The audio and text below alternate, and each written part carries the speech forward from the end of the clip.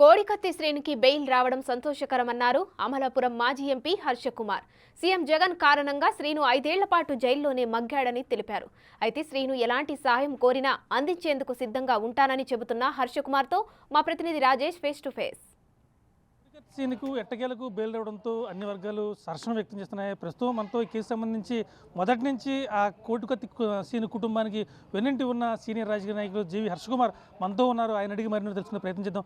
Sir చెప్పండి, కోడికత్తి సీనుకి bail రావడం పట్ల మీరు ఎలా చూస్తారు? అందరికీ సంతోషం అంటున్నారు, తప్పండి.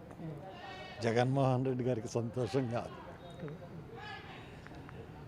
ఎందుకనంటే ఒక చిన్న గీత 307 కూడా పెట్టడానికి ఆస్కారం లేని పరిస్థితి. అటువంటిది రాష్ట్రంలో పెద్ద సంచలనం కింద అయింది. ఆయన ట్రీట్మెంట్ కూడా తీసుకోలేదు, జరిగిన చోట హైదరాబాద్ వెళ్ళి ట్రీట్మెంట్ తీసుకున్నాడు. అయినా కానీ 307 పెట్టారు. గ్రీవియస్ ఇంజరీస్ ఉంటేనే 307 పెట్టాలి. అవి లేకుండానే అతని మీద పెట్టారు. పెట్టినా ఒకవేళ శిక్ష పడినా 3 ఏళ్ళు బయటకు వచ్చేసాను. కానీ అతను జగన్ అభిమానాన్ని జగన్కి తెలుసు. అతను ఇంటెలిజెన్సీ వర్గాలు అతను ఎందువల్లంటే లంక ఆఫ్ టానే లంక వాళ్ళ కుటుంబం ఉంటున్నది, ముమ్మడివరం నియోజకవర్గం, నా నియోజకవర్గం. అక్కడ వాళ్ళ కుటుంబ నేపథ్యంలో వాళ్ళు ఏ పార్టీకి ఉంటున్నారో వాళ్ళ పార్టీకి కూడా స్పష్టంగా తెలుసు, వాళ్ళ పార్టీకి కూడా స్పష్టంగా తెలుసు. అటువంటి పరిస్థితుల్లో వాళ్ళు సిబిఐ వాళ్ళ ఇంటెలిజెన్స్ వ్యవస్థ కూడా ఇతను మన పార్టీ వాడే మనకు గెలుపు కోసం ట్రై చేసాడని చెప్పినా కానీ అక్కడ పోలీస్ వ్యవస్థ మీద నమ్మకం లేదు. కేంద్ర దర్యాప్తు సంస్థలతో దర్యాప్తు జరపాలి అని జాప్యం చేయడానికి కారణం ఏంటంటారు? అదే ఇప్పుడు అసలు మిస్టరీ అదేనండి. ఒక్కసారి శ్రీనిలో నేను బయటకు వస్తే అని ఒక మాట తూలాడు ఒక చోట, మరి ఎందుకో తెలీదు. మరి అతను బయటకు వస్తే ఏమన్నా నిగూఢ రహస్యాలు ఏమైనా బయటకు వస్తాయేమో కూడా తెలీదు.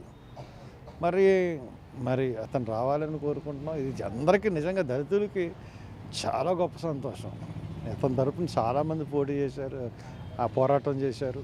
నేను కూడా ఒకడిని, వాళ్ళ కుటుంబాన్ని ఆదుకున్నాను. అతనికి జైల్లో మౌలికంగా చాలా నైతిక మద్దతు ఇచ్చాను నేను. కానీ పాపం వస్తాడని అనుకున్నాను, రాలేదు. 5 సంవత్సరాలు అయిపోయింది. ఎట్టకేలకు ఆ లాయర్, ఆయన పేరు ఎవరో ముస్లిం, ఆయన సలీం, ఆయన హ్యాట్స్ ఆఫ్.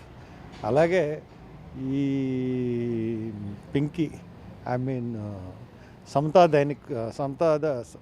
సైనిక్ దళ్, వాళ్ళు కూడా లాస్ట్లో మంచి పోరాటం చేశారు. జైల్లోకి కూడా అతన్ని పరామర్శించారు కదా, అప్పుడు అతను మాట తీరు ఎలా ఉండేది? కోడికత్తి సీను అంత క్రూయల్గా ఉండేదంటారు? నేను జైల్లో 48 రోజులు నాతో పాటు ఉన్నాడండి, ఒక్కరోజు కాదు. 48 రోజులు నాతో పాటు ఉన్నాడు జైల్లో. రోజు కలిసేవాడు. చాలా సాఫ్ట్ నేచర్. అసలు అతని మీద క్రిమినల్ మెంటాలిటీ అన్నీ ఉండడం కానీ, ఏదో పాపులర్ అవుతాను, జగన్ అన్నకి న్యాయం జరుగుతుంది నా చర్య వల్ల, నన్ను జగన్ అన్న బాగా దగ్గర తీసుకుంటాడు అన్న ఒక ఉద్దేశం తప్పితే అతనికి వేరే ఉద్దేశం లేదు. కాబట్టి చాలా మంచోడు, చాలా మంచి కుర్రాడు. ఈరోజు అతనికి బెయిల్ రావడం చాలా కాలానికి చాలా జాప్యంగా అయినా న్యాయం జరిగిందని భావిస్తున్నాం. చాలా సంతోషంగా కూడా ఉంది. కోడికత్తి సీను భవిష్యత్తు ఎలా ఉండబోతుందంటారు? మీరు మంచి కుర్రాడు అండి, మంచి భవిష్యత్తు ఉంటుంది. అతని డిగ్రీ చదువుకున్నాడు.